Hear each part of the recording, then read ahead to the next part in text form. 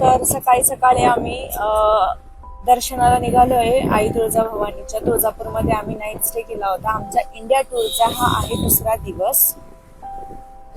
तर आम्ही फारच गर्दी असल्यामुळे आम्ही मुखदर्शनाचाच प्लॅन केला, कारण सोबत बाळ असल्यामुळे शक्य होत नाही. त्यानंतर दर्शन झाल्यानंतर आम्ही निघालो आता पुढच्या प्रवासाला. पुढचा प्रवास सुरू झाल्यानंतर मस्त भूक लागली सकाळी सकाळी, सो ब्रेकफास्टला थांबलो आणि मध्येच या रिद्धूला गार्डन दिसलं. तो तर ते खेळतच असतो कंटिन्यू.